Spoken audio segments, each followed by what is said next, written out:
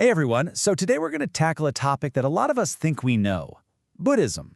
But here's the twist, we're not going to treat it like a religion you have to believe in. Instead, we're going to look at it as a kind of personal investigation, something you can check out for yourself.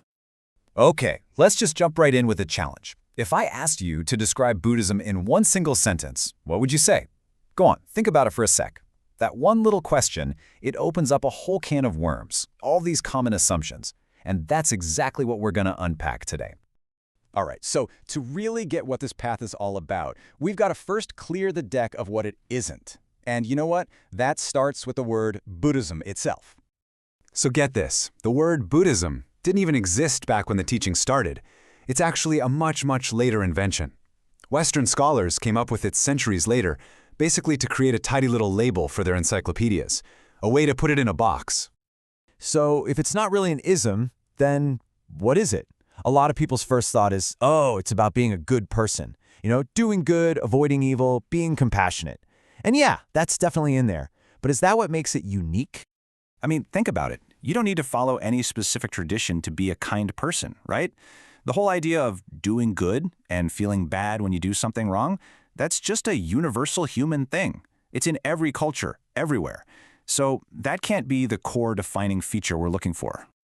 Okay, so if it's not just about being good, then what about meditation? That's the other big one, right? The one everyone associates with it. And sure, meditation is absolutely central, but is it unique to this path?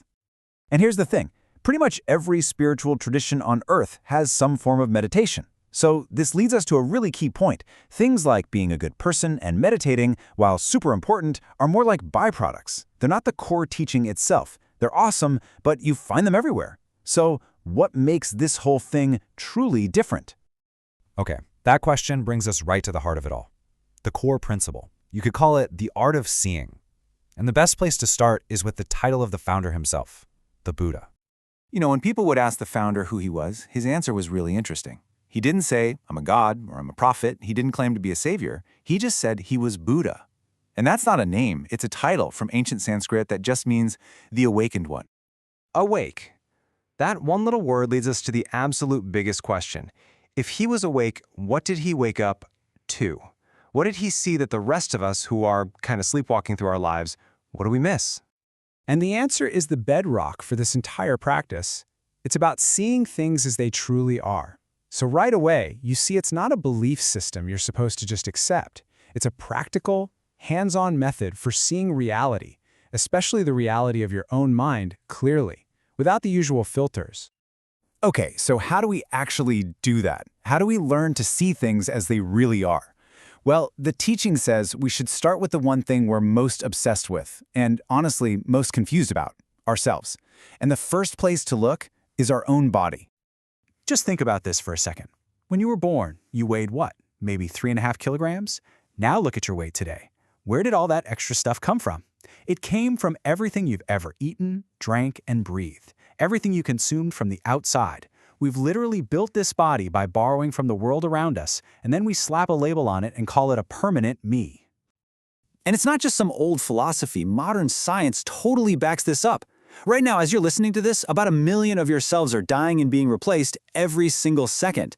They say that in about 7 years, you've got a completely new body. So that solid, fixed you that you feel you are, physically speaking, it's a total illusion. The physical you from 7 years ago, gone, literally. The Buddha broke the body down in this really practical way, seeing it not as one solid thing, but as a temporary team of 4 qualities. You've got the solid stuff, like skin and bones. That's the earth element. The liquid stuff, blood and whatnot. That's water. The heat, your body temperature. That's fire. And the movement, your breath. That's wind. And they all depend on each other. Take one away, like your breath, and the whole system just falls apart. Okay, but hold on. We all know you aren't just your body, right? There's this whole inner world, this whirlwind of thoughts, feelings, memories that we're even more attached to. So let's take a look at that. So the teaching actually breaks down this feeling of me into 5 interconnected processes.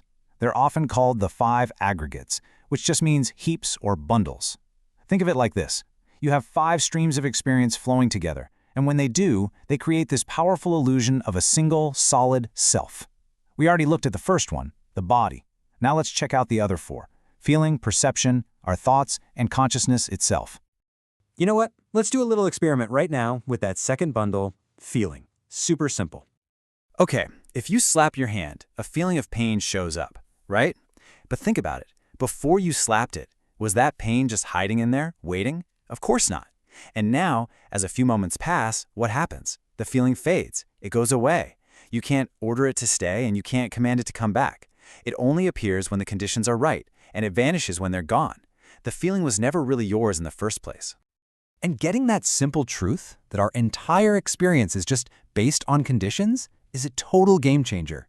It completely flips the script on how we see ourselves. We stop being just passive believers in whatever story our mind is telling us, and we become active investigators, scientists of our own reality. And that is the huge difference we're talking about. The believer just accepts things on faith, kind of crossing their fingers for a good result down the line.